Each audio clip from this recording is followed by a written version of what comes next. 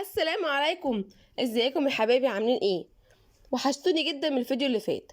جايه لكم النهارده بانمي جامد جدا، بيحكي عن شاب بيتقتل بعد ما بيترقى في شغله على طول، ما بيلحقش يفرح يعني بالترقيه، وبيلاقي نفسه كمان ان هو انتقل لعالم السحر، وبيكون ضعيف جدا جدا فيه.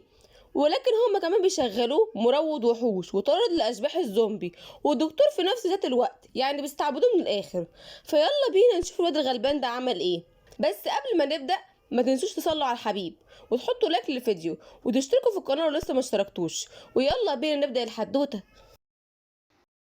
بيبدأ بقى الانمي بتاعنا بروشيل وهو عمال يلف على الشركات عشان يقنع اي حد يشتغل معاه ويحقق التارجت، بس للأسف محدش بيعبر. بس طبعا صاحبنا مش بييأس خالص وبيفضل يدور لحد اخيرا ما بيلاقي واحد بيوافق ان هو يشتغل معاه، ولسه يا عيني بيقول هيه ويلا بقى نعمل حفلة، وهوب بياخد طلقة في قلبه وتخلص عليه خالص. يا عيني عليك، ملحقتش تفرح يا ابني. بس صاحبنا بقى بيلاحظ ان في حاجة غريبة بتحصل له، وان هو مش بيموت ويرتاح، لا، بيشوف ان في تنين طاير فوقيه، وبيطلب منه كمان ان هو يقول كلمة فتح الحالة، وفعلا بيقولها. وبعد ما بيقولها بتظهر قدامه حالة مكتوب فيها مواصفاته الجديدة في العالم الجديد، وبتطلب منه يختار اسم ومهنة جداد في الحياة الجديدة. وصاحبنا بيختار يبقى معالج في الحياة الجديدة، وبيقول ان هو هيكون مميز جدا في الشغلانة دي غير الشغلانة اللي فاتت خالص. وعلى طول صاحبنا ما بيضيعش وقت وبيروح يدور على اي شغلانة يجيب منها فلوس، لانه ما معهوش غير 30 عملة بس. وبيشوف بوابة مدينة كبيرة وبيروح عليها، بس للأسف الحارس بيحتاج منه إثبات هوية ورسوم كمان عشان خاطر يخش، وهو طبعا صاحبنا مش معاه. بس صاحبنا طبعا جامد وبيحور عليه، وبيقول للحارس ان هو كان شغال المعالج في مدينة تانية، بس اهلها زهقوا منه لما لقوش منه فايدة ونفوه براها خالص، وطبعا ملحقش ياخد معاه اي حاجة. الحارس طبعا بيصدقه وبينده على واحدة عشان تستلمه، وبتيجي البنوتة تشوفه وبيقول لها ان هو بيدور على شغل، فبتقرر البنوتة تاخده لنقابة المعالجين. صاحبنا بيسأل الحارس عايز كام حق دخول المدينة، بيقول له ولا اي حاجة، المعالجين ما بيدفعوش حاجة. بيفرح جدا لانه ما كانش معاه مكفي اصلا، وبيجري يلحق لومونيا اللي سبقته وبيسألها ليه المعالجين ما بيدفعوش فلوس. بتقول له الدولة هي اللي بتحصل منهم في الآخر، وبيبقى مبلغ قليل جدا تفضيلا لمجهودهم. صاحبنا بيفرح جدا بالكلام دوت، وبيروح معاها النقابة وبتديله البنت اللي هناك ورقة عشان يملاها وكارت عشان ينقل فيه السحر بتاعه. في الأول بيبقى مش عارف يعمل ايه ولا ينقل السحر بتاعه ازاي، بس بعد كده بيركز شوية وفعلا بيعرف. وبتاخد منه البنوتة الكارت وبتقول له هتروح تسجله عشان خاطر يتحرك براحته في المدينة، وبتقول له لومونيا انه يقدر يستخدم الكارت بتاعه في اي نقابه في العالم. وبتسيبه وبتمشي، هو طبعا بيتصدم اول ما بتمشي لانه مش عايزها تمشي، وبيفضل يتحجج ويقول لها ان هو مش بيعرف يستخدم السحر وان هو ما يعرفش حاجه في المدينه وان هو محتاج المساعده بتاعتها لحد بس ما يلاقي شغل. وهنا البنت بتقترح عليه 3 اختيارات: اول التدريب السبورتي، التاني سحب كارد، تالت حاجه التدريب المهني. وبتبدا تشرح له كل واحد فيهم. والتدريب السبورتي هيبقى عباره عن ان هو يتدرب كتير على الشفاء لحد ما طاقته تخلص، وبعد ما طاقته تخلص يرتاح شويه لحد ما طاقته ترجع تاني، بعد كده يرجع يتدرب تاني. اما سحب كارد بقى هيدخل حاجه زي المدرسه كده وهيبدا يدرس فيها، بس لازم يسد ليهم كل شهر قطعه بلاتينيه. اما التدريب المهني بقى هيشتغل كذا شغلانه وهيتدرب في وقت فراغه بس. وهنا لحظه الاختيار الصعبه، بيقرر صاحبنا يختار اصعب اختيار فيهم، وهو الاختيار السبورتي. بيستغربوا جدا البنات من اختياره، وبتيجي البنت بتاعه النقابه وبتقول له اكيد انت عبيط، وبتقول له تعالى اوريك اوضتك بقى. هنا صاحبنا بيودع لمونيا وبيشكرها جدا ان هي ساعدته، وبيقول لها رد جميلك ده قريب جدا، وبيسيبها وبيمشي. وبيروح على اوضته بيلاقي كتاب سحر هناك وبيدخل عليه على طول، وبيبدا ان هو يتدرب من الاول خالص. كل ما بيتدرب اكتر كل ما بيلاقي قوته بتزيد، بيفرح جدا وبيفضل يتدرب اكتر واكتر واكتر لحد ما طاقته بتخلص خالص، وبيلاحظ ان قوته بترتفع ببطء جدا وبيحبط جدا. بس بيقرر ان هو يرتاح شويه وبعد شويه يحاول تاني، بس المره دي ما بيسيبش نفسه لحد ما قوته بتروح خالص، لا، بيقعد يستريح شويه قبل ما القوه بتاعته تخلص وبيرجع يتدرب تاني. وطبعا الطريقه دي بتجيب معاه نتيجه احسن من الاول بكتير. وبعد 3 ايام من التدريب فعلا بيقدر يستخدم تعويذة الشفاء، وبيفرح جدا وبيجري يحدث الكارت بتاعه، وبيكلفه ده عملة واحدة بس. وبيسأل البنوتة على لومينيا، فبتقول له البنوتة ان هي بتعتذر جدا ان هي ما كانتش تعرف ان هو تبع لومينيا، وان لومينيا حاجزاله الاوضه بتاعته لمده 10 ايام بكل مشتملاته. بيفرح جدا جدا وبيقول انا كده فاضل لي 7 ايام اتدرب فيها براحتي. وبيسألها ازاي يكسب من تعويذة الشفاء بتاعته ديت. بتقوله ان في كل مره هيستخدم سحر الشفاء هياخد مقابله عملة ذهبية واحدة بس. وبيمشي يروح لنقابة المغامرين عشان خاطر يدور على شغل هناك. وهو ماشي بيقابل شوية شباب جايين ليهم ناس مصابة، وبيزعق فيهم القائد بتاعهم وبيقول لهم كذا مرة اقول لكم ما تقبلوش حالات خطيرة عشان احنا لسه مبتدئين، وبيرفض يعالج الناس. بس صاحبنا ما بيقدرش يشوفهم كده وما بيعالجهمش، وبيعمل تعويذة الشفاء بتاعته لسه بتعلمها، بس للأسف ما بتنجحش في الأول. وبيحاول تاني وفعلا بيقدر يعالج اول واحد، وبيدخل على التاني وهكذا لحد ما بيخلصهم كلهم، ما عدا واحد بس جه يعالجه بس طاقته خلصت وملحقش يعالجه واغمى عليه. وبعد ما فاق فضل يلوم نفسه طول الليل عشان ما قدرش يساعدهم كلهم، وبياخد عهد على نفسه انه لازم يطور من نفسه عشان ينقذ كل الناس. تاني يوم بيروح على نقابة المغامرين عشان يسجل نفسه، وبتقدم ليه بنوتة ورقة يملاها وكارت ينقل فيه السحر بتاعه زي المرة اللي فاتت، وبيسألها على المقابل اللي هياخده من المهمات اللي هيعملها، وبتعرفوا النظام، وبيسألها كمان على العقاب اللي هيقع عليه لو فشل في مهمة. بتعرفوا ان في جزاءات بتتاخد على حسب الخسارة. بيسألها على حد يطور من مهاراته مقابل العمل النقابة بتاعته. بتنادي على رئيس النقابة وبيسأله الرئيس، بيقول له انت عايز تعمل كده ليه وتضيع فلوسك؟ بيقول له انه لازم يطور من نفسه عشان خاطر لو قابل وحش يقدر يحاربه، لانه ضعيف جدا حتى الوحوش الضعيفه هتقدر تخلص عليه بسهوله. بيقتنع القائد برايه وبيقرر يعينه اخصائي شفاء في قاعه التدريب وهيديله المقابل بتاعه، وهيعمل كمان خصم رسوم التدريب بتاعه. بيسأله عايز تبدأ من امتى؟ بيقول له بعد 6 ايام، وبيروح يفضل يتدرب لمدة 6 ايام. بعد ما بيخلص بيروح يودع البنات اللي في النقابة، وبيروح على نقابة المغامرين، وبينزل القاعة اللي القائد قال له عليها. بيلاقيها كبيرة جدا، وبيصدم ان مفيهاش اي حد غيره هو والرئيس، وبيقول له الرئيس ان دي مخصصة لي انا وانت بس.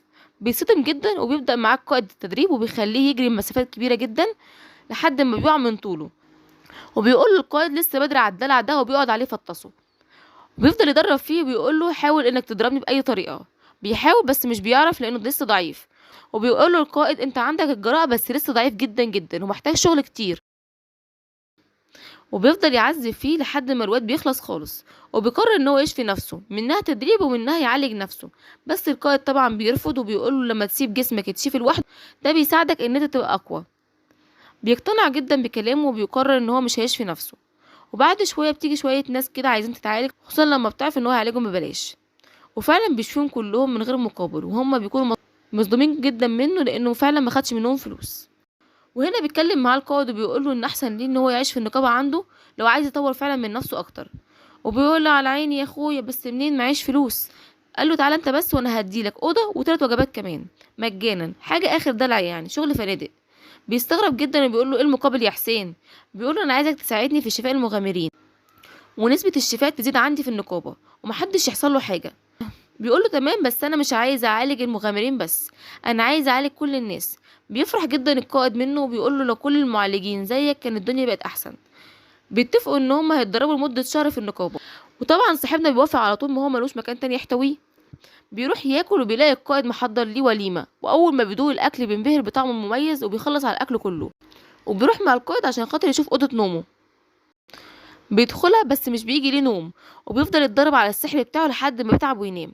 وتاني يوم بيروح المطعم وبيقابل القائد، والقائد بيعرفه على الطباخ، والطباخ بيديله مشروب وبيقول له انا عارف ان طعمه وحش جدا بس ده هيديلك طاقه كبيره جدا وقدره في التحكم على الشفاء لمده 6 ساعات، بس المشروب دوت للاسف محدش بيقدر يشربه عشان خاطر طعمه وحش جدا.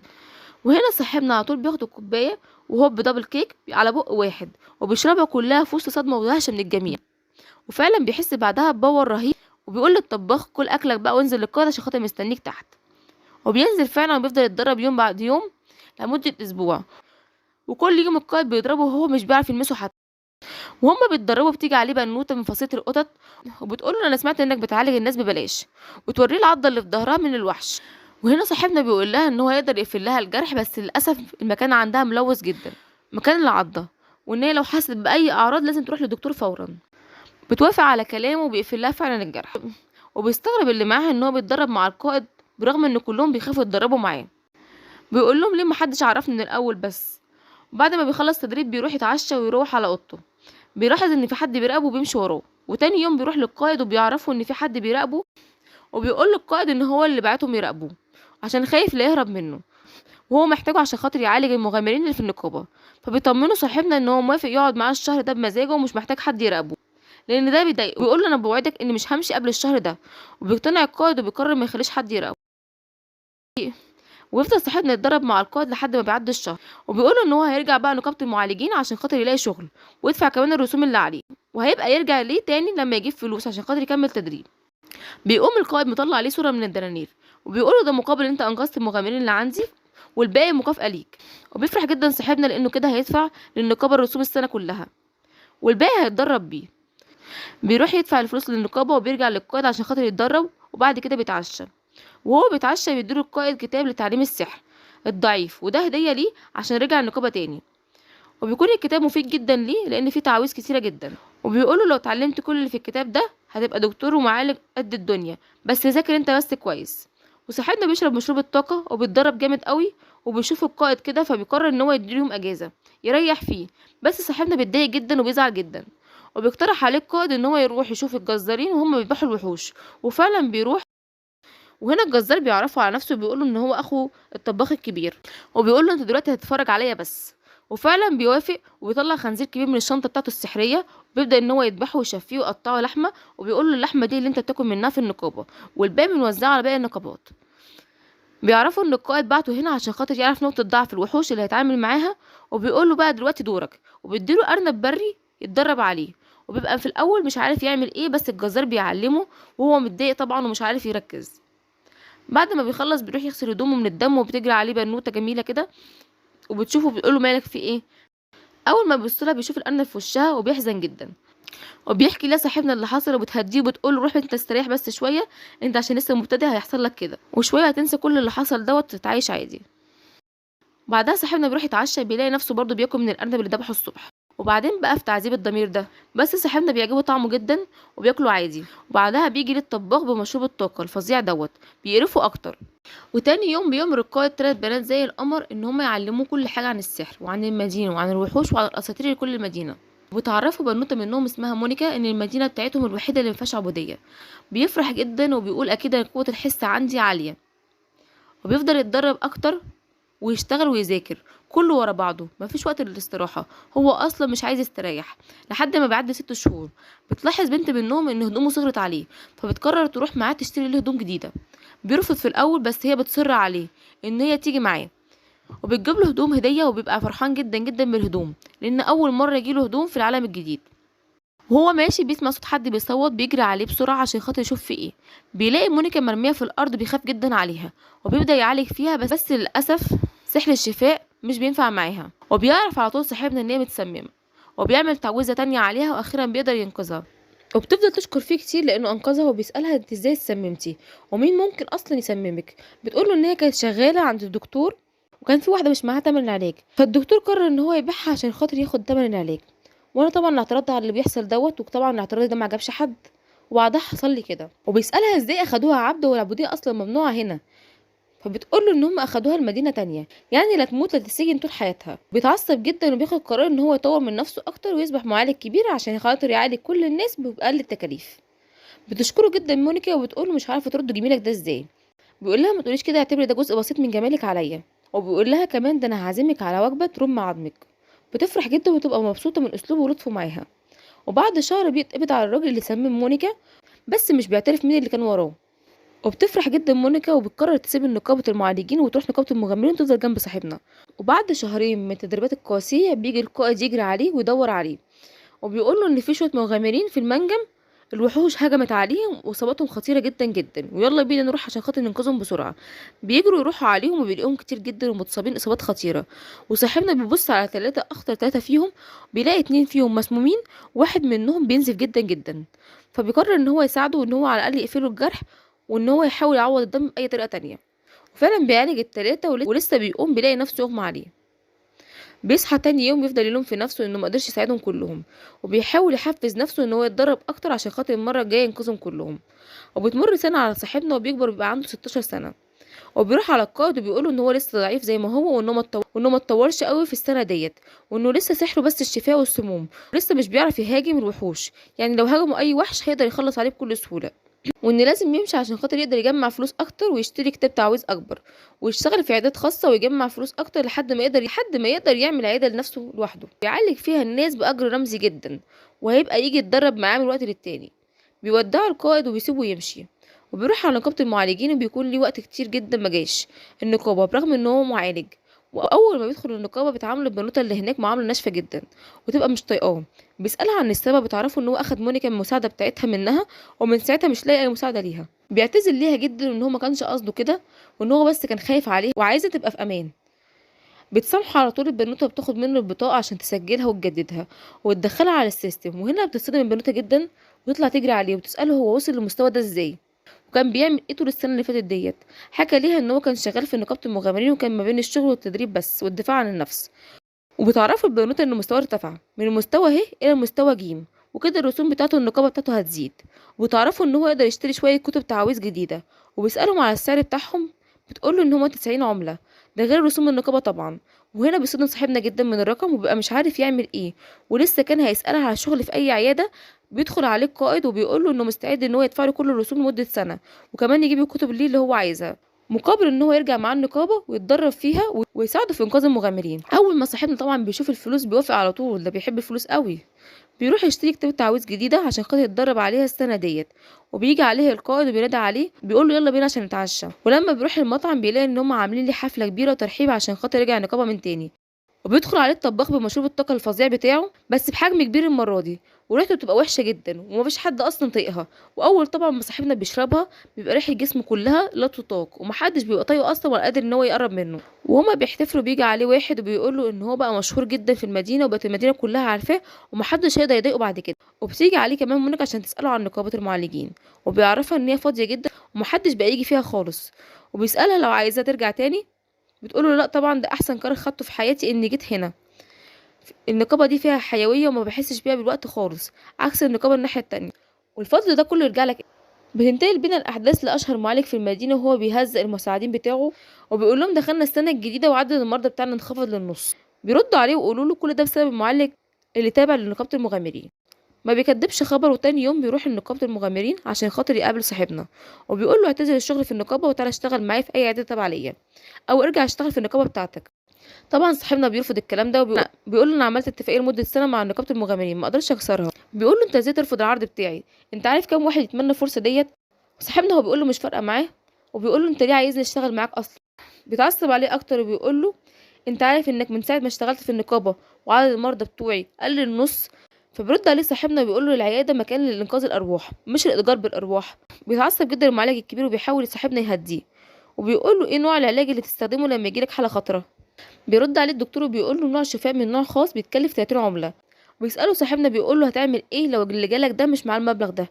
بيقول له انا عندي الطرق بتاعتي الخاصه. بيتعصب جدا عليه صاحبنا وبيقول له طريقتك الخاصه دي قذره زيك، انت ازاي بتبيع اصلا انسان عشان خاطر مجرد ان هو معهوش فلوس ان هو يدفع حق العلاج بتاعه؟ انت اصلا نصاب وبتستخدم سحر الشفاء الخاص بيك دوت على اي حد حتى لو مش محتاجه لمجرد تاخد منه فلوسه بس. بيرد عليه المعالج وبيقول له معهوش ما يلزمهوش. بيرد عليه صاحبنا وبيقول له انت لو استخدمت لكل حاله اسلوب الشفاء الخاصه بيها برضه هتكسب، وفي نفس الوقت هيبقى السعر قليل شويه على الناس، وان سحر التعافي دوت هبه من عند ربنا ما ينفعش نستغلها كده، ممكن تزول من وشك. بيرد عليه المعالج وبيقول له انت بتفكرني بنفسي وانا صغير، بس صدقني مش هتكسب اي حاجه، مع اول غلطه كل الناس هتنسى ليك كل حاجه. وهنا صاحبنا بيعرف ان الدكتور ده مر بحاجات كتيره جدا صعبه في حياته، هي اللي وصلته للاسلوب القذر دوت. وبيحاول صاحبنا يلعب على العاطفه بتاعته اللي عنده، ممكن ضميره يصحى ولا حاجه. وبيقول له الاشخاص اللي انت بتبيعهم دول ليهم اسره مستنياهم ترجع ليهم، مش تروح تبيعهم وما يرجعوش تاني لاهاليهم، وان الناس مش بتقدر تيجي عندك برغم انك دكتور شاطر جدا عشان خاطر طمع وجشعك ده. المعالج طبعا بيتعصب جدا من كلامه وبيأمر حراسه ان هم يخلصوا عليه، بس على مين يابا؟ القائد بتاعنا بيكون مكتفهم وعامل معاهم الواجب، وبيهدد المعالج ان الدور عليه، فبيخاف طبعا المعالج بيطلع يجري. بيروح القائد على صاحبنا وبيقول له اللي فات حماده واللي جاي حماده تاني خالص، انا هضربك من النهارده على انك مصارع او محارب عشان محدش يقدر يأذيك. وفعلا بيبدأ التدريب، بيبقى ضعفين التدريب اللي فات، حتى وجبة الأكل والمشروب والطاقة بيبقى ضعفين. من كتر تدريب الناس اللي في النقابة أطلقوا عليه اسم الزومبي بسبب كتر التدريبات وكتر الضرب اللي بياخده ولسه مكمل ومستحمل. وعدد أفراد اللي في النقابة زادوا جدا، كلهم عايزين يكونوا زيه. القائد بيقول لصاحبنا انت بعد كده هتقول لي يا معلمي. بيقول له انت هتتدرب معايا 6 ايام، كل يوم تدريب مختلف، وممنوع تبص على الارقام اللي عندك بيزيد ولا لا، ان ده هيأثر عليك جدا بالسلب. بيوافق طبعا صاحبنا على كلامه وبيكمل التدريب معاه. وبنروح للمعالج الكبير بعد ما بيتجنن خالص لما بيشوف الاسعار اللي حاططها صاحبنا للمرضى، وبيقرر يعمل فيه شكوى لرئيس نقابة المعالجين بس بخبث شوية عشان مش يبان ان هو غيران منه. وبيبدأ ان هو يمدح فيه وبيقول ان هو المفروض يكون في مكان احسن من ده. وبتعدي 6 شهور من اخر لقاء ما بين المعالج وصاحبنا، وبيكون صاحبنا ماشي زي ما القائد محدد ليه زي الالف. وبتيجي ليه البنوته دي وبتجيب ليه جواب من نقابة المعالجين مكتوب فيه ان هو تم تعيينه في مكان افضل، وانه لازم يروح يستلم الشغل بعد 6 شهور ويكون العقد اللي عامله مع نقابة المغامرين خلص. القائد بيقول له اكيد التعيين ده جاي بسبب الدكتور المعالج الكبير وبيحاول يبعدك عنه. بيقول له مفيش اي مشكله، احنا هنفضل زي ما احنا، هنفضل نتدرب زي ما انت وتعالج الناس زي ما انت. وفعلا بيتدرب اكتر واكتر لحد ما مستواه بيرتفع اكتر، وبتعدي 6 شهور وبيروح صاحبنا مقر نقابة المعالجين عشان يسجل البطاقة، وبيلاقي نفسه ارتفع من مستوى ج لمستوى ألف، وبيقرر خلاص ان هو يمشي ويروح على مكان التعيين. بس قبل ما بيمشي بيروح مع القائد المقابر، وبيقول للقائد هناك كل دول ماتوا عشان خاطر ما قدرتش انقذهم، ولما امشي هيكتروا اكتر عشان مش هيلاقوا حد ينقذهم بسبب السعر العالي وسعر العلاج العالي والمعالجين الجشعين. طبعا هيدخلوا في قتالات اكبر عشان خاطر ياخدوا فلوس اكتر، وهيتعرضوا لاصابات اكبر. وبيطلب من القائد ان هو يغير طريقه التدريب بتاعته في النقابه، وان هو يدرب المغامرين الجدد بنفس اسلوب تدريبه معاه، بس على اهدى شويه، حتى لو مره في الاسبوع. المهم ان هو يقدر يدربهم ويبقوا اقوى عشان خاطر عدد الوفيات تقل شويه. وبيبدا ان هو يشكر فيه ويقول له كل اللي وصله دوت بفضله هو، وان هو معلم رائع جدا وهيقدر يساعدهم زي ما هو ساعده. بيتاثر جدا القائد بكلامه وبيقول له ان هو هيفكر في كلامه وان شاء الله هيحاول ان هو يحسن من نفسه. بيروح صاحبنا للنقابة بيجهز حاجته وبياخد البطاقة بتاعته، بيلاقي نفسه ارتفع من ألف ليه، وبيودعهم كلهم وبيقول للقائد في يوم من الأيام هرجع وهقدر أضربك. بيقول للقائد ده لو حصل هنفذ ليك أي حاجة أنت عايزها. بيقول له انا هخليك ساعتها تشرب 5 كوبايات من مشروب الطاقة. بيخاف جدا القائد لانه عارف ان هو هيقدر يعمل كده، وبيودعهم كلهم، وبيديله القائد هدية شنطة سحرية وكيس فلوس. بيفضل يعيط صاحبنا لانه هيمشي خلاص وهيسيبهم، وبياخد حاجته وبيمشي، بيلاقي في العربية 3 اصدقاء معاه عشان خاطر يحموه ويحرسوه ويوصلوه بالسلامة، وبيركب معاهم عشان خاطر يبدأ حياة جديدة في منطقة جديدة في مدينة جديدة بعد ما كان اتعود خلاص على المدينة اللي هو فيها. بيبدأ الجزء التاني بوصول بطلنا للمدينة، وبنعرف الناس اسمها شرر المقدسة، وبيقولوا له التلاتة اللي معاه هنروح نوديك على الكنيسة الأول ونسلمك هناك عشان تستلم وظيفتك وتكون كده مهمتنا خلصت. بيقول لهم اعتبروا ان مهمتكم خلصت وسيبوني امشي عشان مشروب الطاقة بتاعي اللي معايا قرب يخلص ومحتاج اجيب مشروب تاني. بس التلاتة اللي معاه بيعترضوا على كلامه وبيقولوا احنا مش هنسيبك خالص، وممكن واحد مننا يروح معاك تجيب المشروب اللي انت عايزه والباقي يستناك في العربية. بيوافق صاحبنا على الفكرة وبيقول لهم انا برضو خايف ان الناس اللي في النقابة تتريق عليا ومش يحبوني، عشان كده عايزكم فعلا تروحوا معايا النقابة الاول. بيوافقوا يروحوا معاه، وبعد كده بيروحوا على النقابة بيلاقوا بنت في الاستقبال. بيسألوها على الرئيس بتاعها، رئيس نقابة المغامرين. بتقول لهم عايزين الرئيس في ايه. بيعرفوها الاول بنفسهم وانهم محتاجين منه حاجة. بتقول لهم انا راح ادور عليه واشوفه هنا ولا هنا وانتوا استريحوا شوية. وهنا الشاب اللي معاه بيقول له هديك نصيحة للزمن يا ابني، اوعى تستهون باي حد هتشوفه هنا من شكله بس، لان البت الكيوت اللي كانت واقفه معانا ديت اقوى مني بمرتين.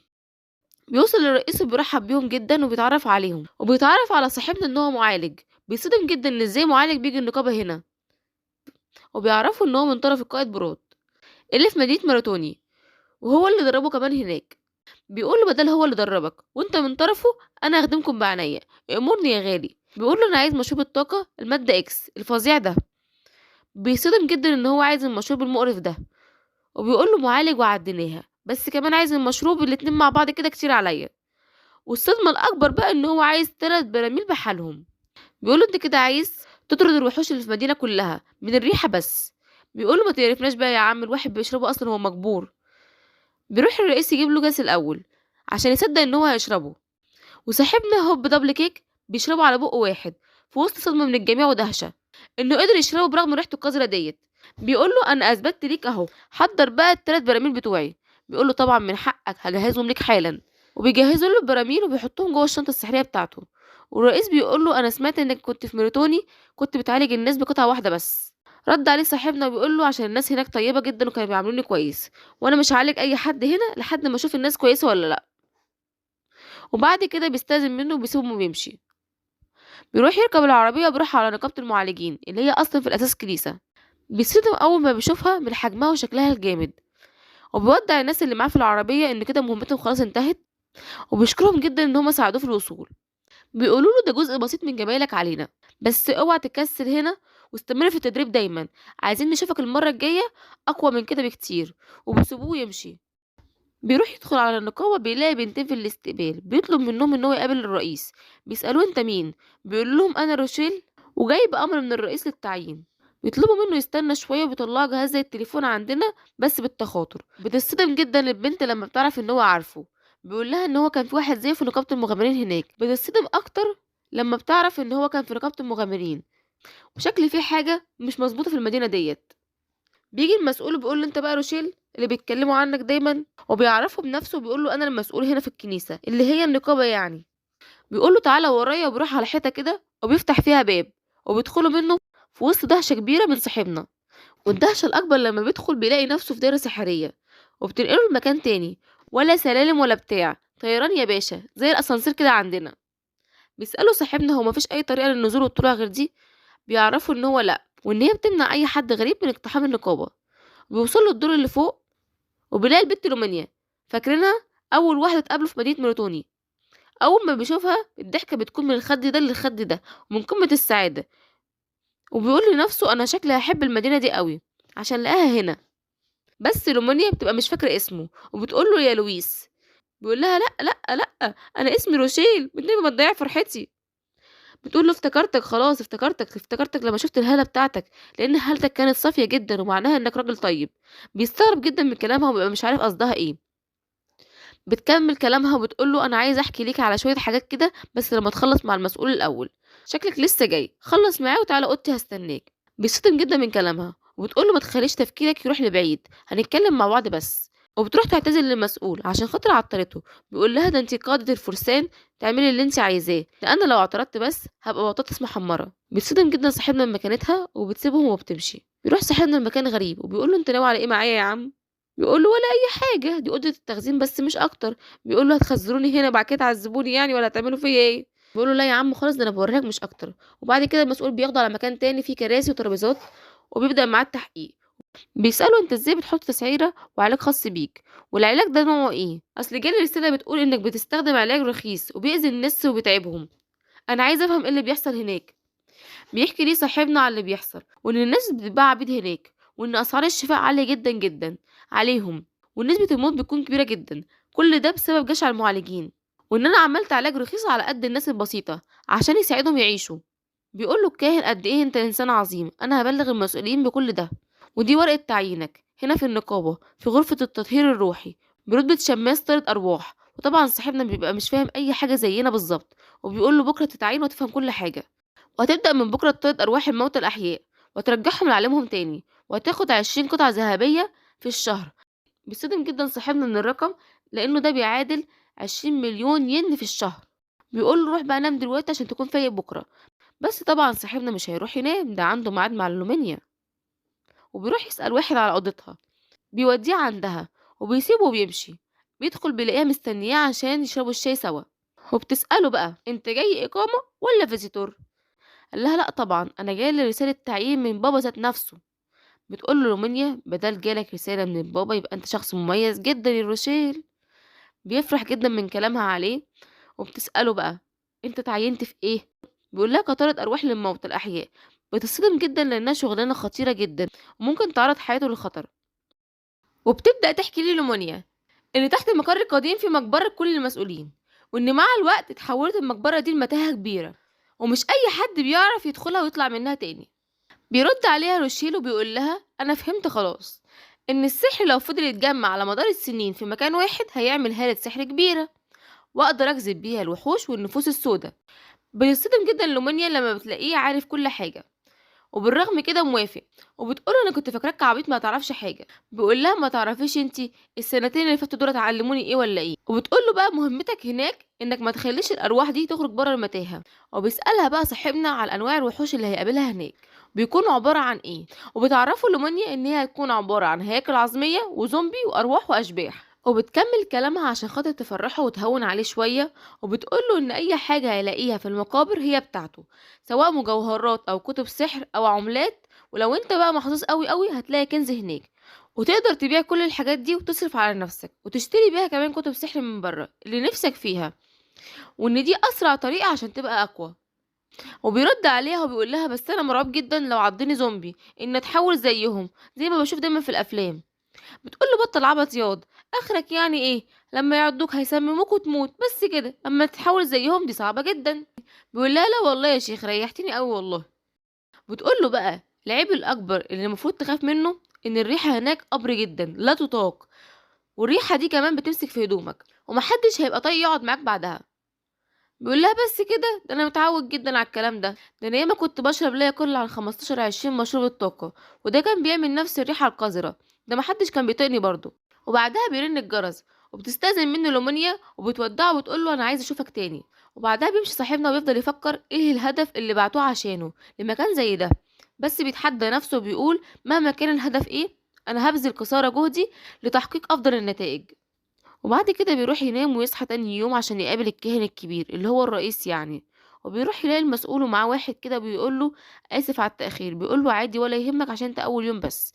بيقوله المسؤول انت المفروض تلبس دي لأن دي بتمنع عنك الأمراض والطاقة السلبية والحاجات الوحشة، بيبقى مكتوب عليها كمان التصنيف بتاعك. وبيفرح جدا صاحبنا بشكلها، وبيقوله بس دي شكلها غالية جدا، بيقوله بس كده دي بنص مرتبك بس 10 عملات ذهبية. وبيصدم صاحبنا جدا من الرقم وبيديله كمان كارت وبيقوله عشان تركب بيه الاسانسير براحتك وتدخل وتطلع زي ما انت عايز.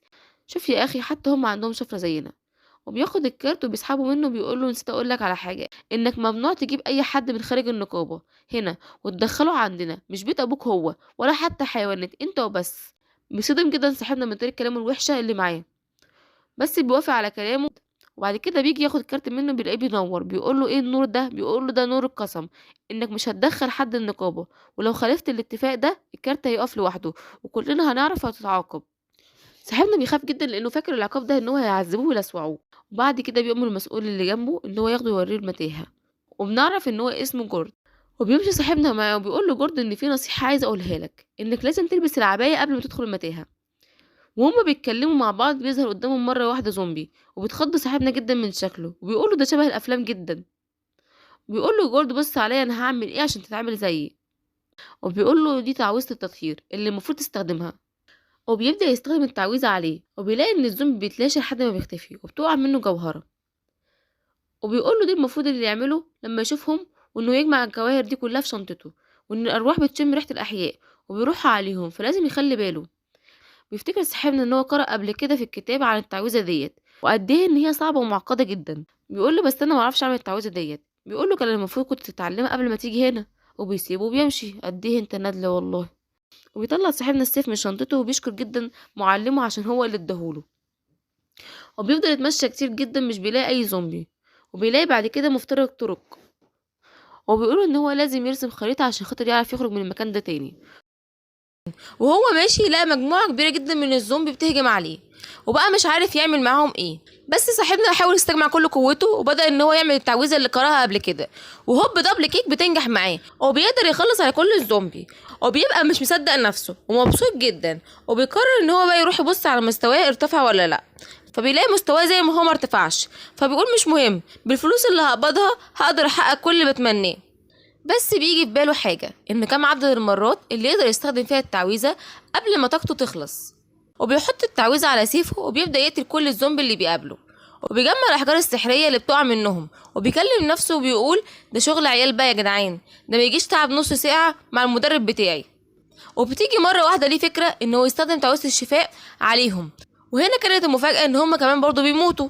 بيصدم جدا صاحبنا إن تعويذة الشفاء بتموتهم، وبيطهر إيده من الدم الزومبي. وبيكون كده كمان خلص على كل الزومبي اللي في الدور الاول، وبيقرر ينزل للدور التاني.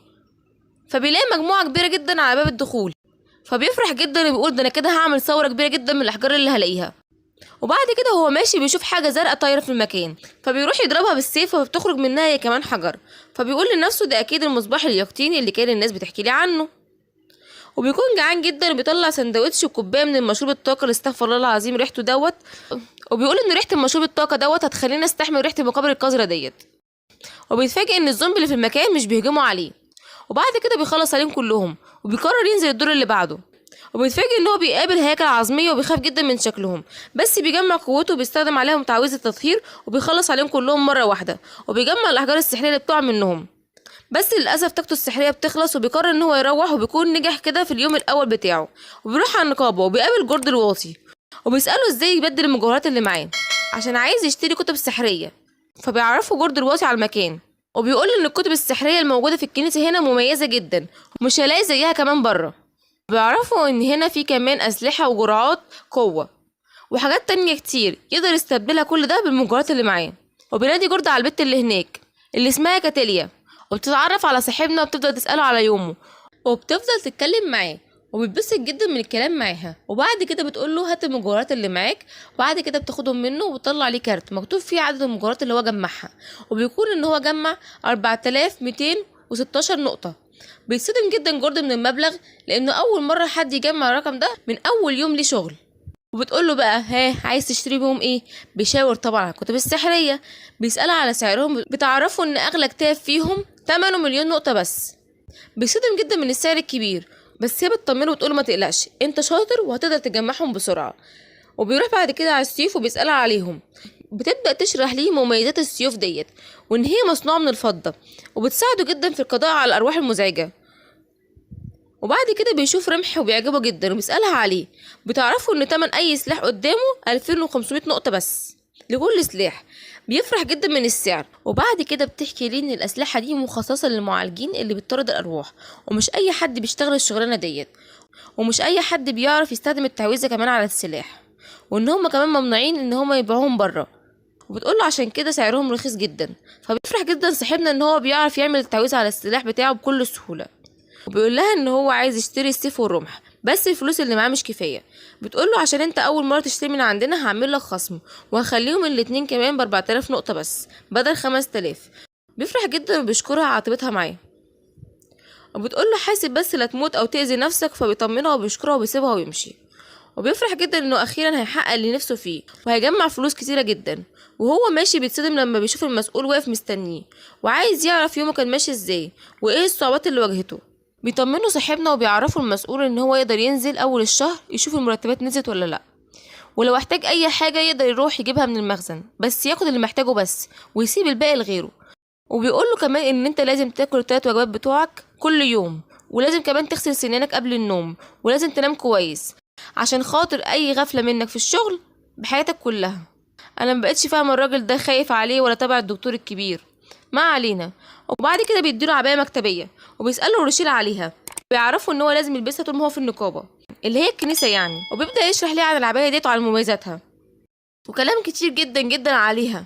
وروشيل بيبقى خلاص مش قادر من كتر الصداع بسبب كلامه الكتير، وبيبقى عايز كمان يديله بوكس على ابوه عشان خاطر يسكته. وبعد ما بيخلص الكاهن كلامه بيسيبه وبيمشي. اخيرا بيبص لروشيل للعبايه وبيقول لنفسه ان هو جاي كل الطريق ده عشان خاطر يديني العبايه دي بس. وبنروح لتاني يوم وبيجهز صاحبنا الاسلحه اللي هيقتل بيها الزومبي، وبيقول لنفسه لو القائد شافني بكل الاسلحه دي هيخلص عليا خالص، بس انا كان نفسي من زمان ان انا اشيل سلاح. هو بيفضل يقتل في كل الزومبي، بس الصدمه كمان ان هم كمان بيبقوا شايلين اسلحه. وبيخلص عليهم وبيخلص يومه وبيروح للمتجر عشان خاطر يبدل النقط، وبيطلعوا النقط المره دي 5372 نقطه. بتتخض البت جدا من الرقم وبتقوله ده انت على اخر الشهر كده هتخلص على المتجر كله. وبنروح لتالت يوم وبيبقى مبسوط جدا ان هو اخيرا رسم الخريطه للمقبره ديت ل5 طوابق بحالهم.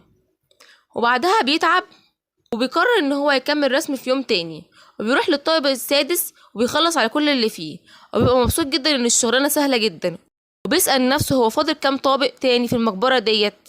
وبعد كده بيفضل يقتل في كل الزومبي وهو ماشي. والغريب في الموضوع ان محدش من الزومبي بيقرب ليه بالرغم ان هم كمان معاهم اسلحه. وتقريبا نقع على نفسه من اللذينه، ومره واحده بيدوس على حاجه تقريبا ده فخ، وبيقدر يلحق نفسه على اخر لحظه ومفيش حاجه بتقدر تسيبه.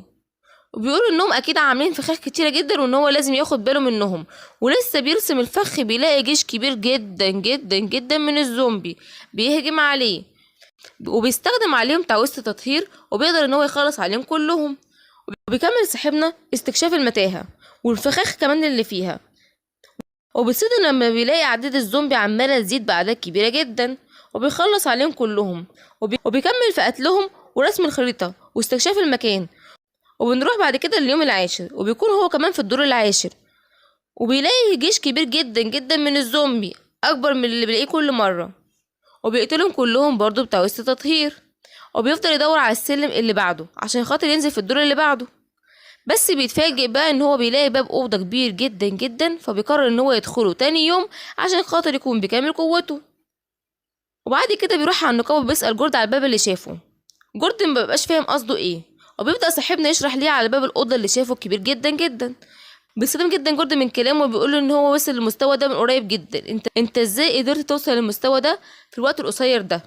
وبعد كده بيحكي ليه جورد ان هو هيقابل جوه الزعماء الاوضه الاقوياء جدا جدا. وبنروح لليوم ال11 وبيكون صاحبنا مجهز نفسه لكل حاجه عشان خاطر يقابل الزعماء اللي في الاوضه. وبنعرف كمان ان هو اشترى قوس جديد مخصوص لمقابله الزعيم، وبيسأل نفسه لو قتلت الزعيم يبقى كده انا خلصت على كل الزومبي وخلصت على المتاهه ديت. وبيسأل نفسه كمان هو جورد وصل الأوضة دي في قد ايه، وان كام واحد وصل الأوضة دي قبله. وبيتحمس اكتر وبيقول انه هيكون اسرع شخص يتخطى الأوضة ديت، واكيد هياخد جايزة كبيرة جدا جدا، وكمان هيتدرب اكتر.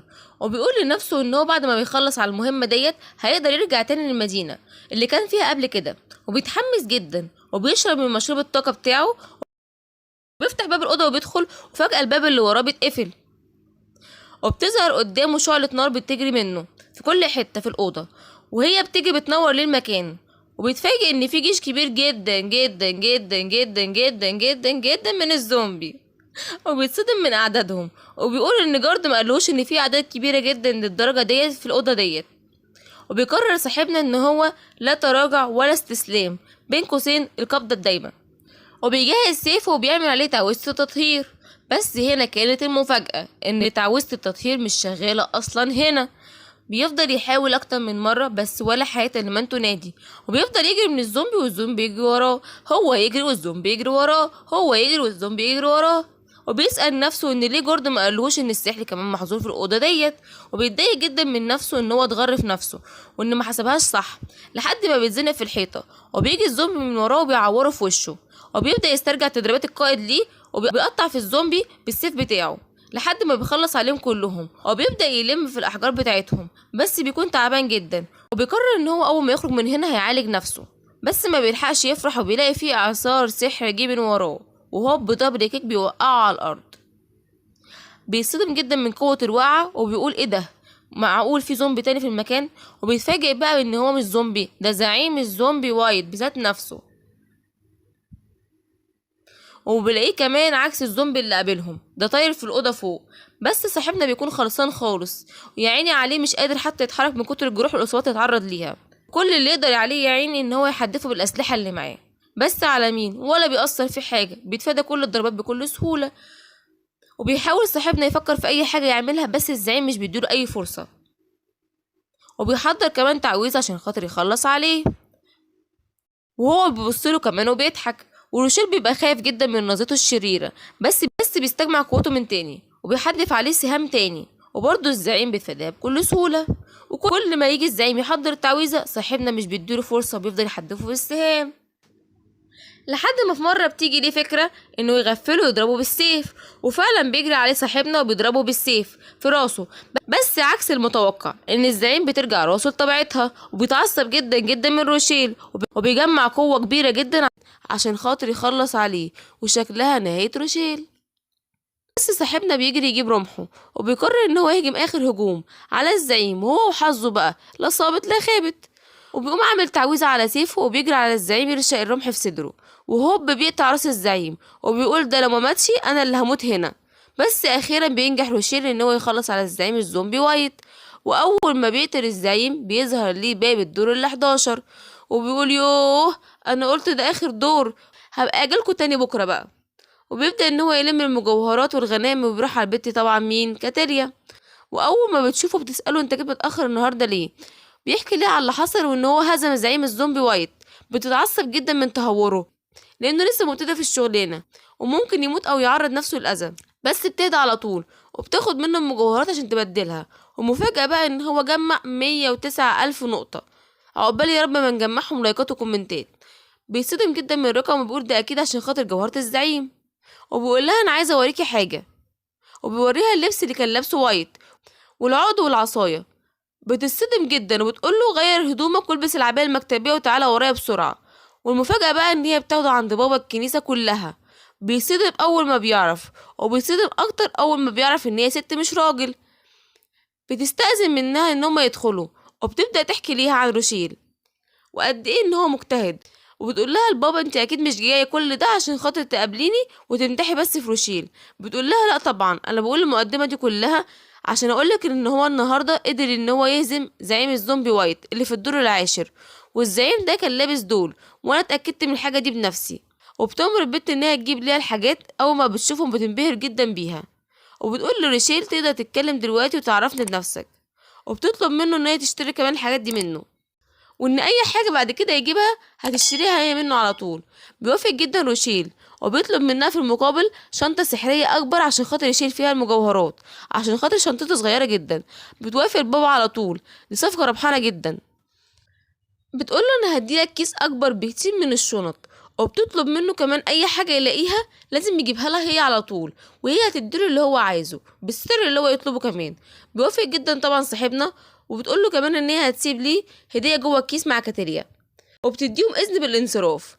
وتاني يوم بيقعد صاحبنا مع نفسه بيكتب الغلطات اللي عملها مع زعيم الزومبي وايت، وبيقول لو القائد عرف بالغلطات دي كلها هيشلوحني خالص، وهيخليني اشرب برميل كامل من مادة اكس. وبيحس ان هو جعان، وبيروح عشان خاطر يفطر، وبيقابل هو ماشي لومينيا واتنين كمان معاه مرافقين ليها. بيتعرف عليهم روشيل، وبتبدأ لومينيا تمدح فيه وعن اخر انجازاته. وبعد كده بيروحوا يفطروا سوا، وبتطلب منه هما بيفطروا يحكي لها عن اخر اعماله، وبيحكي لها ان هو لسه مخلص امبارح بس على زومبي وايت. بتتعصب جدا وبتتضايق من تهوره، وبتقوله انت متهور جدا ومش بتقدر حياتك، انت ممكن تموت في اي وقت، وانها مش بتحب المتهورين، وان حياتك مهمة ولازم تحافظ عليها. بيصدم جدا روشيل وبيزعل من كلامها، وبيعرفها ان هو ما كانش يعرف ان اللي جوه ده قوي قوي كده بالمنظر ده. وبيقول لها كمان ان هو عايز يرجع ماريتوني عشان خاطر يكمل تدريبه. وبتقول له وانا رحت فين، انا اللي هدربك. وبيفرح جدا من كلامها، وبيروح بعد كده للمتاهه عشان خاطر يكمل الشغل، وبيخلص على الدور ال11 وال12، ما بيلاقيش فيهم اي حاجه مميزه او جديده. وبعد كده بيروح على كاتيليا عشان خاطر يبدل المجوهرات بتاعته، وبعد كده بتديله كاتيليا كيس السحري بتاعه الجديد. بيفرح جدا بيه، وبتقول له كاتيليا انقل سحرك بقى ليه، وفعلا بينقله، وبيلاقي الكيس اتحول للون الازرق. وبتقول له خلاص الكيس بقى بتاعك، عايز تخزن فيه اي حاجه المسها وقول تخزين، عايز تطلع اي حاجه فكر فيها وقول استرجاع. حاجه في منتهى السهوله والدلع يعني. بيبص جوه المغارات عليه بابا، قصدي الكيس يعني، بيلاقي كتب كتيره جدا. بيسأل كاتيريا عنها، بتعرفوا ان هي هديه من بابا كل الكتب والتعويذ اللي موجوده عندنا. بيفرح جدا وبيتحمس اكتر. وبنروح لتاني يوم بقى في المتاهه، وبيفضل يرسم في الخريطه، وبيهدف الزومبي اللي يقابله لحد ما بيوصل للدور ال15، ومفيش برضه لسه اي حاجه جديده. شكل صاحبنا اتعود على قتال الزعماء. وبعد كده بيروح روشيل وبيروح يتدرب مع لومينيا، وبيلاقيها جايباله مجموعه بنات يتدربوا معاه، وبيقول لها انا مش عارف هبقى على طبيعتي ولا لا، لاني بتكسف جدا. بتطمنه لومينيا وبتقول له ما تركزش في اي حاجه غير التدريب وبس. وبيبدأ التدريب الاول وكان الجري، وطبعا صاحبنا بطه بلدي بتجري ومش عارف يلحقهم اصلا، وهو على الله حكايته خلصان خالص. وهما بيكونوا سبقوه لحد ما عدى نص ساعه من الجري، وهما كمان كانوا سابقوه ب8 لفات كاملين، وهو بيكون فصل خالص من اول تدريب. وبعد كده بيبقى التدريب التاني بالاسلحه، وللاسف اول شخص يتقاتل معاه هو لومينيا، وبتفضل تتريق على اسلوبه في مسك السيف والاسلحه بتاعته، وان هو كده كاشف كل جسمه للخصم بتاعه، وان ازاي ان هو كان بيتدرب كده في نقابه المغامرين. بعد كده بيروح يهجم عليها عشان خاطر يثبت ليها قد ايه ان هو قوي. بس على مين يابا، دي قائده الفرسان يا حبيبي. بتضربه بكل سهوله، وبتقوله مش قلتلك انت سايب جسمك كله مكشوف. بيقرر ان هو يعمل تعويذه عشان خاطر يشتتها بيها، وبعد كده يهجم عليها. بس ولا بياكل معاها الكلام ده، بتختفي من قدامه وبتظهر من وراه، وبتديله بالقفا بتخليه يغمى عليه خالص. وبعد كده بتسيبه وبتمشي، وبتبعت ليه البنات المساعدين بتوعها عشان خاطر يفوقوه. بيفوقوه بعد كده بياخدوها على التدريب التالت، واللي بيكون عبارة عن مجموعتين، واحدة هتهاجم وواحدة هتدافع. وعلى عكس المتوقع، أخيرا لوشيل بينجح في تدريب وبيقدر ينجح مجموعته. وفي واحدة في المجموعة التانية الخسرانة بتعترض جدا عشان خاطر روشيل هو السبب في نجاحهم، وان هي خسرت بسببه. بتقول لها لومينيا عندك حق، بالرغم ان روشيل سنه صغير بس قوته عالية جدا، ما عدا طبعا التدريب البدني صفر فيه. وبعد كده صاحبنا بيروح على المتاهة، وبيبقى عمال يفكر ليه بعد كل اللي وصله في المتاهة مستواه زي ما هو، وان اكيد في حاجة غلط بتحصل معاه، وان ممكن يكون هو اللي حصله ده كله مجرد تخيل منه مش اكتر، وان هو ولا قاتل زومبي ولا اي حاجة. وبعد كده بيكمل قتله في الزومبي، وهو ماشي بيلاقي قدامه فخ، وبيبقى عارف ان هو فخ بس برضه بيدوس عليه، وبيلاقي جيش كبير من الزومبي بيقدر يخلص عليهم كلهم بكل سهولة. مهم خيال بقى مش حقيقيين، مفيش خوف منهم. وبعد كده بيوصل للدور ال20، بيلاقي بوابة كبيرة جدا زي البوابة اللي في الدور العاشر، وبيعرف ساعتها ان هو جواها زعيم زي زعيم الزومبي وايت. وبيقرر ان هو يروح ويجي يوم تاني عشان خاطر يخش البوابة. وطبعا كالعادة بيروح على كاتيريا عشان خاطر يبدل الغنائم، وبيروح ينام. وتاني يوم بتيجي ليه البت اللي كانت كارهاه ومعترضة على خسارتها بسببه، وبيبقى لسه صاحي من النوم ومنكوش وحالته بالبلا، وبتعرفه ان التدريب هيبدأ ولازم يجي وراها. بيقول لها انت كرهاني كده ليه؟ بتقول له بص لشكلك في المراية الاول. وبنروح بعد كده لومينيا وهي بتوري له البنات وهما بيتحاربوا مع بعض، وبيقول لها انهم ما خلوش نقطة ضعف لبعض غير لما استغلوها بكل براعة، وقد ايه ان هم اقوياء جدا وان هو ما يجيش حاجة جنبهم. بتقول انا جايباك النهارده عشان خاطر اوريك ازاي تمسك سلاحين مع بعض من غير ما تكشف نفسك للعدو. او بتقول له ادخل يلا وورينا اتعلمت ايه. وبيدخل وبيكون في بنوته عماله تحاربه ومش مدياله اي فرصه ان هو يهجم عليها، وشغاله اخماس في اسداس لحد ما بيقرر ان هو يهجم عليها، بس على مين؟ تقوم مدياله بالرجل كسره مناخيره فيها. بيقدر بعد كده يشفي نفسه. وبعد كده بتيجي البت اللي كانت كارهاه عشان تحاربه، وبتبقى مغلولة جدا منه وعمالة تحاربه بكل غل لحد ما بيقرر ان هو يهجم عليها، بس هوب بتختفي من قدامه وبتظهر مرة واحدة من وراه وبتقدر توقعه. استخدمت نفس التقنية بتاعت لومينيا، وبيسألها ازاي هي اختفت من قدامه. بتبدأ تشرح ليه عملت ايه، وطبعا صاحبنا على الله حكايته ولا فاهم اي حاجة في اي حاجة. وبعد كام يوم من التدريب معاهم بيقرر ان هو يدخل اخيرا اوضة الزعيم ويخلص عليه. وفعلا بيدخل الأوضة وبيخلص عليهم كلهم بكل سهولة. وبيروح بعد كده عند بابا وبيحكي ليه على اللي حصل، وان التدريبات مع لومينيا ساعدته جدا في فوز على الزعيم. وبتاخد منه لبس الزعيم وبيكون قيم جدا، وطبعا كالعادة بتشتريه منه.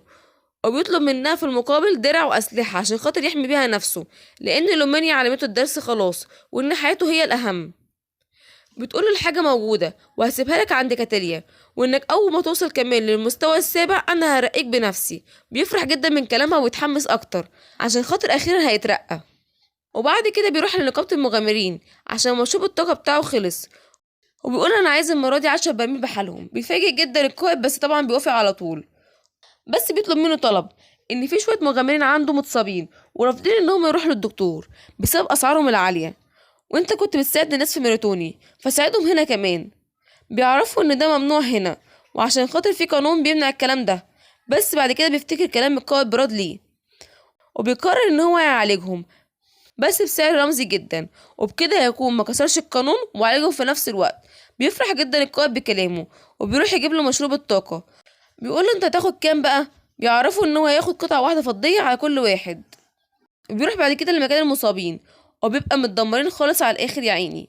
واول ما بيشوفوه بيتعصبوا جدا لانهم بيكرهوا معالجين جدا بسبب جشعهم، بس القائد بيزعق فيهم وبيعرفهم ان هو ده الفتى الزومبي بتاع ماريتوني، وبيفضل يزعق فيهم وبيقول لهم ان هو جاي يساعدهم واللي مش عاجبه يفضل يطلع بره، وان هو وافق يعالجهم مقابل قطعة فضية واحدة بس.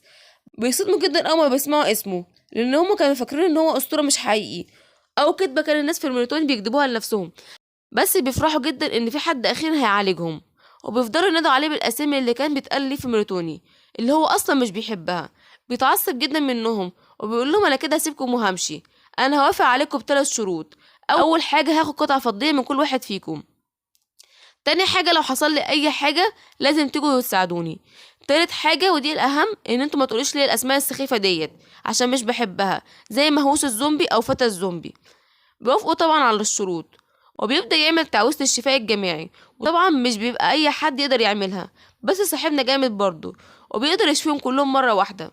بيفرحوا جدا لما بيخافوا من جروحهم وبيبدأوا يفكروا في اسم ليه غير فتى الزومبي، وبيفضلوا يكرروا في اسماء برضه وحشة ومش بتعجبه زي المعالج الرخيص او قديس الرخيص او المعالج غريب الاطوار، لحد ما اخيرا بيرسوا على لقب القديس غريب الاطوار.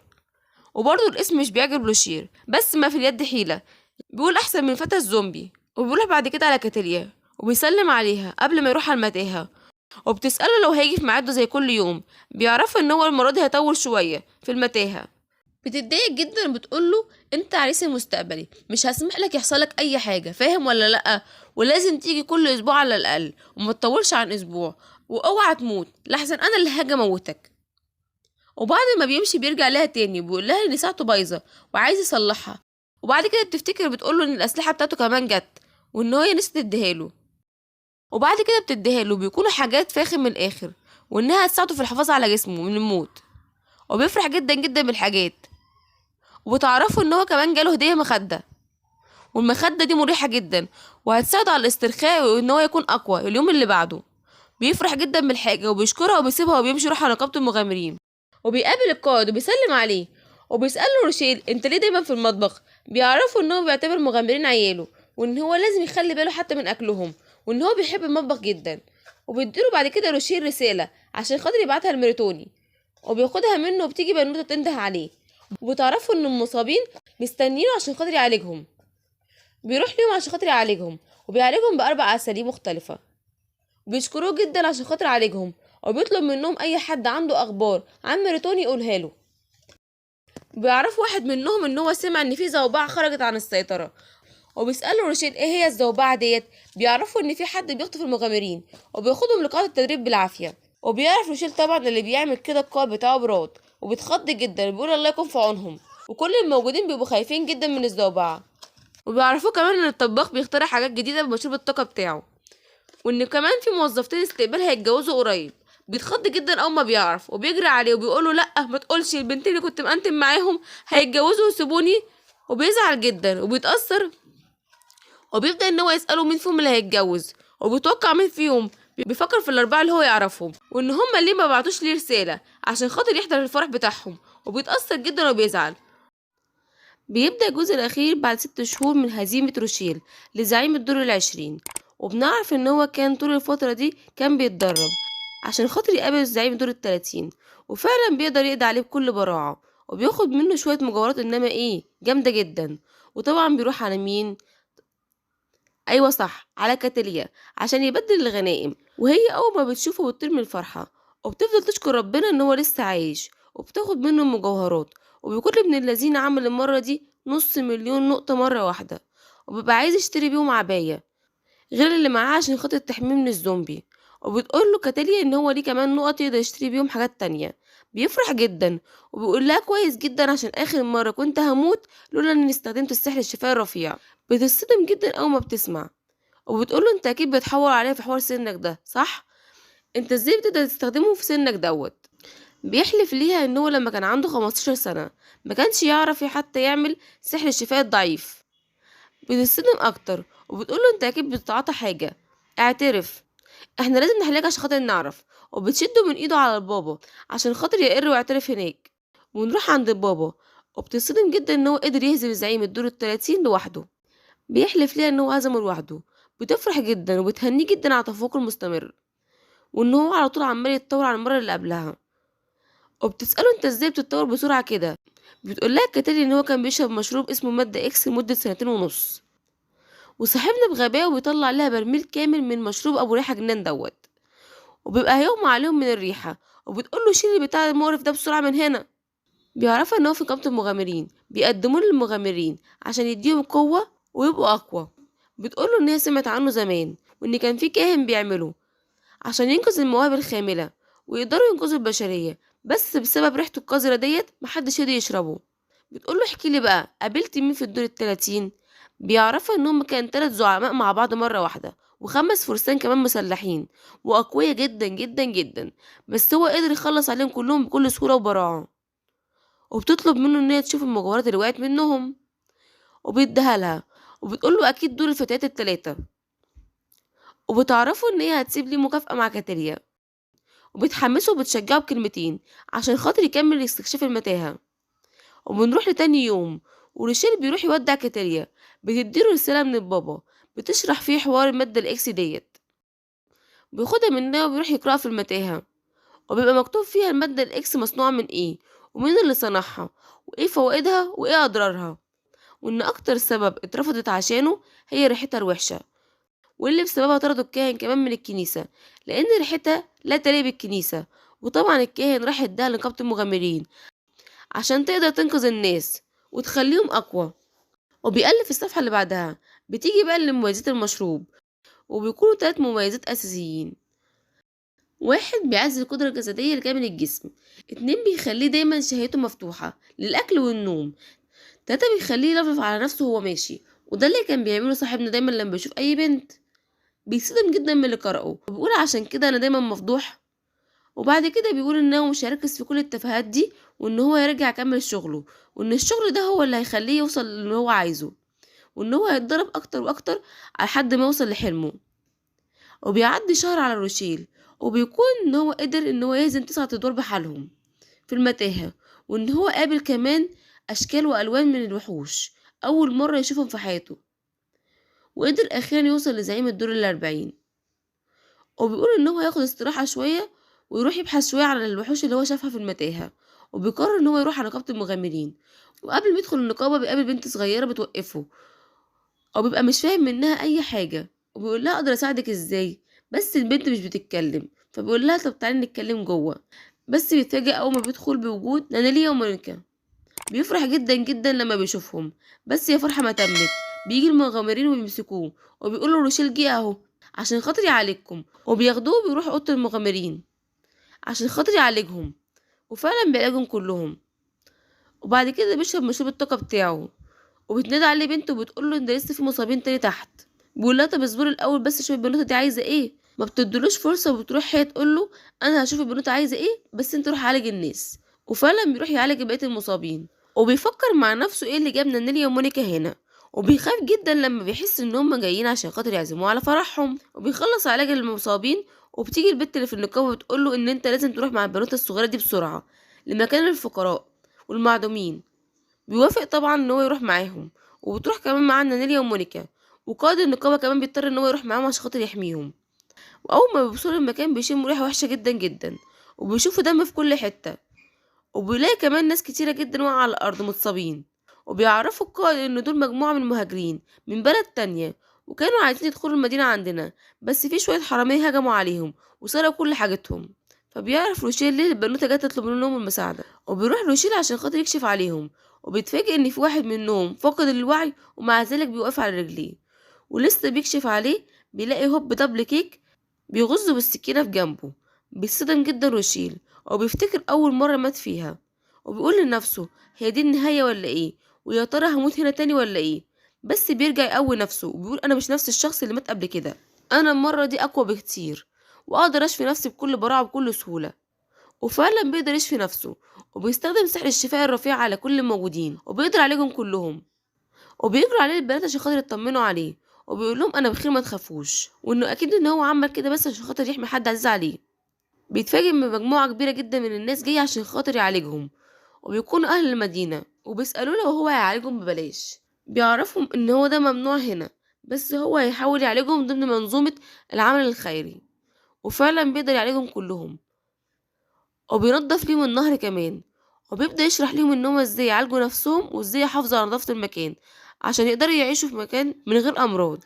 وبعد كده أخيرا بياخد نانيليا ومونيكا المطعم عشان خاطر يتعشوا سوا، ويعرفوا إن هما جايين ليه، وبيعتذر ليهم ان هو ورطهم في كل اللي حصل ده من الصبح.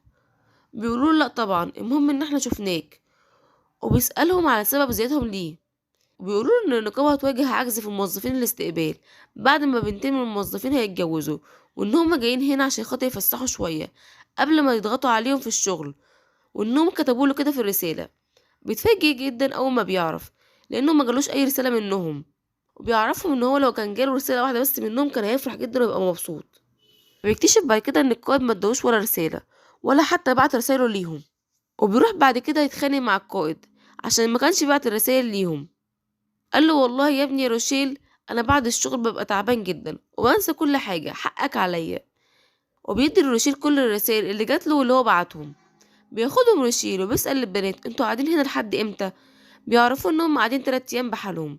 بيقول لهم كويس جدا، مش عايزين نضيع منهم ولا ثانية. بيفرحوا جدا وبيمسكوا في ايده، بس برضو المنحوس منحوس. بيقولوا له احنا سمعنا ان في جرحى تحت في الاوضه اللي تحت، يلا بينا على الشغل. وبيروحوا فعلا يعالجوا الجرحى، وبيبقوا مبسوطين جدا معاه. وبيعمل ليه قائد النقابه حفله كاعتذار منه على حوار الرسايل، وبيكونوا مبسوطين جدا.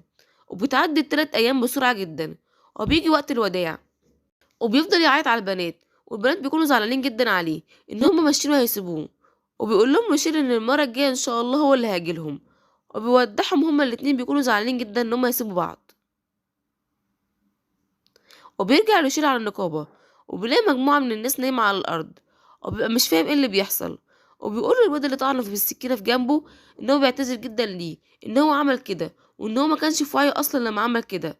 وبتيجي البنوتة الصغننة وبتمسك فيه وبتحضنه، وبيجي الراجل عشان خاطر يشيلها وبيعتذر جدًا لروشيل، وبتطلع البنوتة الصغيرة دي بنته. وروشيل بيقول له هي مال صوتها، بيعرفها إن هو صوتها رايح من فترة طويلة ومش عارفين السبب إيه، فبياخدها منه روشيل، وبيفضل روشيل يمدح فيها وإن هي السبب في إنقاذهم، وبيعمل عليها سحر الشفاء، وإن السحر ده هيحاول إن هو يساعدها إن هي تتكلم من تاني. وبعد كده صاحبنا بيفضل يتدرب مع لومينيا عشان خاطر يقدر يهزم الزعيم اللي في دور ال40. وبيجي اليوم الموعود وبيقرر إن هو يروح يقاتل معاه، وبتسيب ليه لومينيا رسالة بتشرح ليه عن الزعيم ده وتقول اللي هيقابله. بيروح عند أوضة الزعيم وبيبدأ يدخلها، وبيتفاجئ بوحش ضخم جدا جدا جدا، وفي ايده رمح وايده التانية فيها سلاح زي ما قالت له لومينيا بالظبط. وبيبدأ يعمل تعويذة الشفاء، بس الزعيم مش بيديله فرصة وبيهرب منه بسرعة، وبيحاول يستخدم تعويذة التطهير عليه بس ولا حياة لمن تنادي، وبيحاول يحدف عليه الأسلحة بس برضه ولا بيحوق فيه أي حاجة. وبيروح يهجم عليه الزعيم تاني بس روشيل بيقدر يهرب منه بكل سهولة، وبيفضل يفكر هيهزمه ازاي. ولسه يهجم عليه الزعيم ويخلص عليه بيطلع عليه روشيل برميل من المشروب الطاقة الوحش ده، ومبيقدرش الزعيم يستحمل الريحة وبيهرب منه. وبيحاول أكتر من مرة إن هو يهزم الزعيم بس الزعيم بيكون قوي جدا المرة دي ومش نافع معاه أي حاجة خالص. وبيقرر إن هو هينام وهيصحى بكرة يكمل القتال معاه، وبيحط مشروب الطاقة جنبه عشان خاطر الزعيم ميجيش جنبه. قد ايه انت جامد يا ابني. وبيعدي أسبوع كامل على مواجهة الزعيم ولسه ما قدرش إن هو يخلص عليه، بس قدر يحفظ كل هجماته. وهو بيحاربه بيفتكر كلام القائد وهو بيقول له مهما كانت قوتك ايه لو راسك طارت من على جسمك فانت كده كده ميت. بيتحمس اكتر وبيقرر ان هو يقطع راس الزعيم، واخيرا بيقدر يخلص على الزعيم الدور ال40. وبيظهر من الزعيم كتاب المرة دي مش جواهر، وبيقرر ان هو هيرجع عشان خاطر كانت زمانها قلقانة عليه، بس بيتفاجئ ان الباب مقفول وبيحاول بكل الطرق ان هو يفتحه، بس خلاص انت اتحبست جوه مستحيل تطلع من هنا. بيقرر صاحبنا ان هو مش هيستسلم وان هو هيكمل في المتاهة لحد ما يجيب اخرها، وبيربط برميل مادة اكس عليه وبيفضل يكمل جري في المتاهة، وبيقابل وحوش بأشكال غريبة جدا لحد ما يوصل للدور ال50. وبنروح بقى لنقابة المغامرين وبيبقوا مستغربين من عدم ظهور روشيل المدة الطويلة دي كلها، وبتقول لبنوتة ان هو من ساعة ما اختفى وأسعار الدكاترة ارتفع جدا جدا، وشكل الكنيسة هي اللي حبسته عشان خاطر بيعالج الناس بسعر قليل. نرجع بقى لروشيل وهو بياكل آخر أكل معاه، وبيقول لو الزعيم الدور ال50 مش آخر زعيم فأنا كده ميت ومحدش هيعرف عني حاجة وكل تعبي ده هيروح هدر. وبيبدأ يقرأ في الكتاب اللي أخده من الزعيم الدور ال40، وبيعرف منه إن في تعويذة جديدة هياخدها وهي تعويذة الدائرة السحرية، وبتكون قادرة على تطهير قوة الشر اللي تقابلها. وبيقرر صاحبنا إنه يدخل أخيرا لزعيم الدور ال50، وبيلاقي صوت أشباح كتيرة جدا مخيفة جدا، وبيظهر ليه الزعيم الخامس وبيكون شكله وحش جدا جدا جدا ومرعب جدا، وبيجي يهجم عليه بتعويذة الشفاء بس الزعيم مش بيديله فرصة، وبيبعت ليه كمان وحوش كتيرة جدا من ايده، بس صاحبنا بيقدر يخلص عليهم كلهم بتعويذة التطهير. وهوب الزعيم بيغفله وبيختفي من قدامه وبيجي من وراه، بس صاحبنا بيقدر يلحق نفسه على آخر لحظة وبيعمل التعويذة الدايرة اللي قرأها في الكتاب، وفعلا بتنجح معاه وبيقدر يحمي نفسه والزعيم ما بيقدرش يقرب منه. بس للأسف التعويذة دي بتاخد طاقة كبيرة جدا جدا، وبيقرر انه يشرب مشروب الطاقة عشان خاطر يقدر يكمل، وبيقول لنفسه لو انا فضلت كده كتير الطاقة بتاعتي كلها هتخلص والمشروب كمان هيخلص، ولازم افكر في حل عشان خاطر اخلص من الزعيم دوت. وبتيجي ليه فكرة ان هو بدل ما يعمل تعويذة الدايرة ديت عليه هو، لا هيعملها على الزعيم وكمان هيعمل معاه تعويذة الشفاء عشان خاطر يخلص عليه مرة واحدة. وفعلا بيعملها وبيدخل فيها الزعيم، وبيبدأ شكل الزعيم يتغير ويجيب شكل في وش بني آدم حقيقي، وبيسأل نفسه روشيل مين الشخص ده، وهل كل اللي قتلتهم قبل كده كانوا بشر برضه قبل ما يموتوا؟ انت لسه جاي تكتشف ده دلوقتي يا ابني. وبيقع كمان من الزعيم ده كتاب، وبيكون مكتوب على الكتاب دوت سحر مقدس محرم، وبيقول لنفسه ان هو لازم يبلغ البابا بالكتاب دوت، وبياخد الأسلحة اللي وقعت منه وبيظهر بعد كده بوابة كبيرة جدا وبتنور، وبيروح يلمسها بس هي بتمسكه جامد جدا وبتسحب كل طاقته. وبعد كده بتتحول البوابة دي لبوابة عادية، وبيظهر سلالم بعد كده، وبيقرر ان هو هيكمل استكشاف المتاهة لحد ما يشوف اخرتها ايه.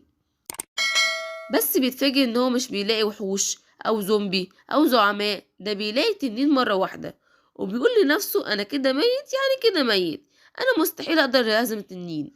وبيقرر ان هو يشرب كل جرعات الطاقة اللي معاه، واي حاجة معاه يقدر ياخدها عشان خاطر يقدر يقف بس قدام الكائن ده. وبيعمل تعويذة على التنين اللي عملها مع زعيم الدور ال50.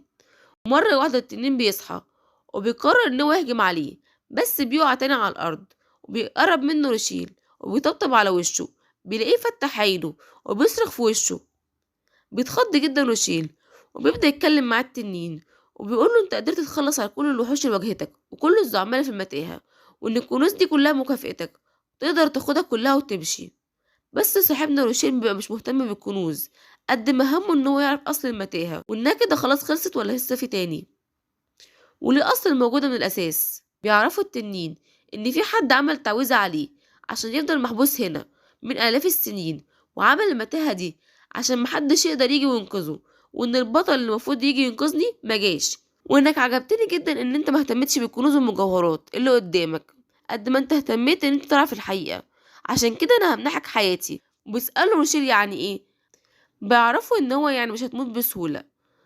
وبيقولوا كمان التنين ان الفترة الجاية دي الوحوش هتكون اقوى بكتير، وانهم لازم يستعدوا لده، وانك لازم تنقذ على قد ما تقدر من الكائنات الحية حتى لو كانوا تنانين زيي، وان البطل اللي هيتولد مش هيجي قبل 40 سنة. وبيودعه وبيقوله تعالى المسني، وبيروح يلمسه وبينتقل كل قوته لروشيل. يا سلام على الجمدان يا ابني. وبيموت التنين بعد كده، وهو بيقوله انقذ قدر المستطاع من الكائنات. وبعدها روشيل بيروح يلم كل الكنوز، وبيلاقي كمان عصاية وعقد بياخدهم معاه في الشنطة السحرية بتاعته. بتظهر مرة واحدة تعويذة من وراه، وبتاخده تنقله لمكان تاني، وبتخرجه برا المتاهة أخيرا. بيفرح جدا بخروجه، وأول حاجة بيعملها إن هو بيروح على كاتيليا، وأول ما بيتكلم بتحدف عليه سكاكين. بيخاف جدا وبيسألها فيه ايه، بتجري عليه وتحضنه وتطمن عليه، وبتقوله أنا افتكرتك زومبي وجاي عشان خاطر تموتني، لأنك اتأخرت أوي في رجوعك، قعدت 6 شهور بحالهم، وافتكرتك مت، وإن الزومبي هيخرجوا برا المتاهة. بيسمع صوت زعيق برا جامد. بتعرفوا كاتاليا ان الناس عامله مظاهرات عشان خاطر نطلق سراحك، وبتاخدوا كاتاليا وتنزلوا تحت. بيلاقي القائد والطباخ واخوه تحت مستنيينه. بيفرح جدا بوجودهم، وبيسألهم على سبب وجودهم. بيمسكوا القائد براد، وبيسألوا انت اللي كنت فين كل ده ولا قتنا عليك. بيقول له قائد النقابة ان هو هيطلع يطمن الناس اللي برا، وبيفضل يعذب في روشيل زي زمان. وبيسمع روشيل صوت تهليل من برا، وبيقول له هو في ايه برا، هي الناس عامله مظاهرات ليه؟ ما يعرفش ان كل الناس دي جايه عشان خاطره هو. فعلا اعمل خير هتلاقي خير.